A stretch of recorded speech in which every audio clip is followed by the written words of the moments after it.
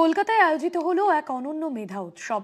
Institute of engineering and management এবং university of engineering and management গোষ্ঠীর উদ্যোগে অনুষ্ঠিত হলো doctor Satyajit Chakraborty national talent search examination 2025-এর পুরস্কার বিতরণী অনুষ্ঠান। এই মঞ্চ থেকে সম্মান জানানো হয় সারা ভারতের শ্রেষ্ঠ ছাত্রছাত্রীদের।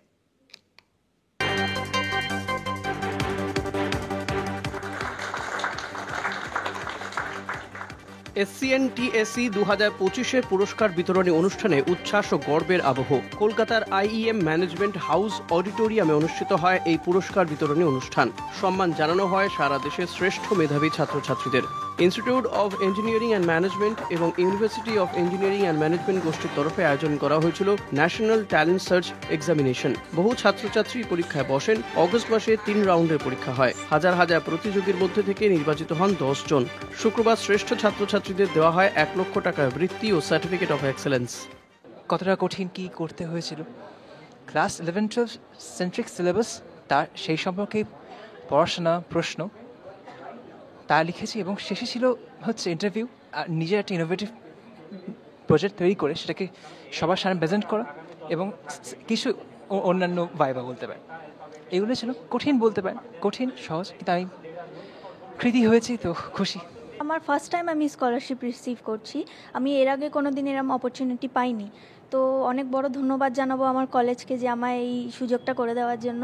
তো আমি 3টে রাউন্ড ইন্টারভিউ পার করে এসে আজকে এটা পাচ্ছি, তো অবভিয়াসলি খুশি তো হচ্ছি।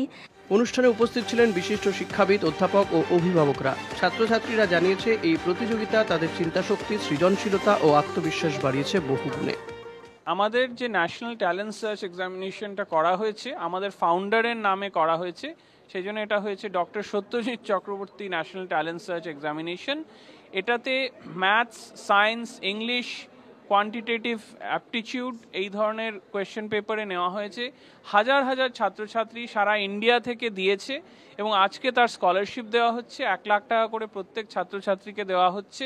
এটার মূল উদ্দেশ্য হলো যে হাই কোয়ালিটি এডুকেশন যেন প্রত্যেক মেধাবী ছাত্রছাত্রী অ্যাভেল করতে পারে। তাদের মা বাবার ফিনান্সিয়াল কন্ডিশন যাই হোক, তারা যেন হাই কোয়ালিটি এডুকেশন অ্যাভেল করতে পারে।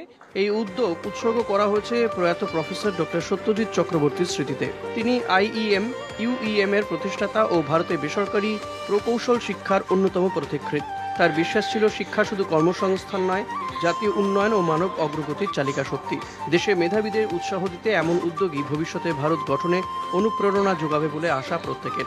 অনুষ্ঠানে বিশেষভাবে তুলে ধরা হয় IEM, UEM গোষ্ঠীর দীর্ঘদিনের শিক্ষা অবদান। কলকাতা টিভি।